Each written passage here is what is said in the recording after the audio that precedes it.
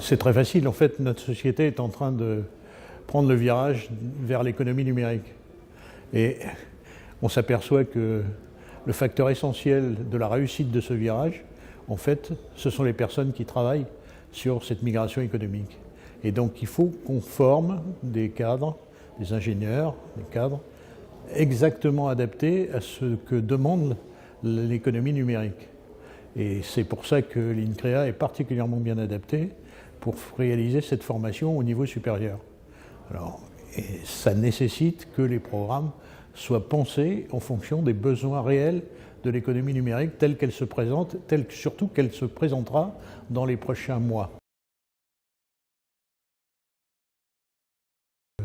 En fait, c'est un système qui est basé sur la réalisation de profils qui nous seront indiqués par les industriels. C'est-à-dire qu'il faut que ce soit le monde économique qui identifie ses besoins et qui nous permette après d'adapter l'enseignement à ce dont le monde économique a besoin.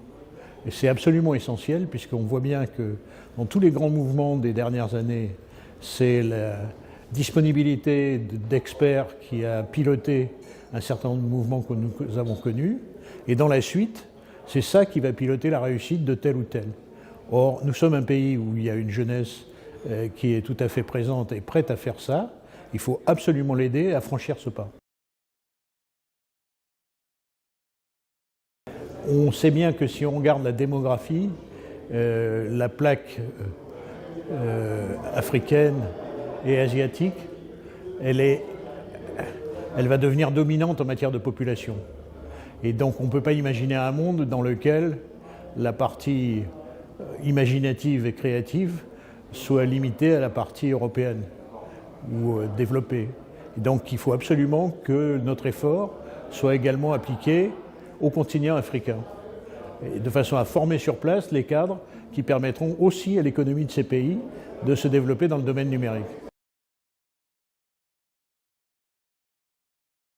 Le développement de produits, quels qu'ils soient hardware, software ou de services ou toute chose qu'on peut avoir à développer en tant qu'industriel, suppose d'avoir les bons experts pour faire ces développements.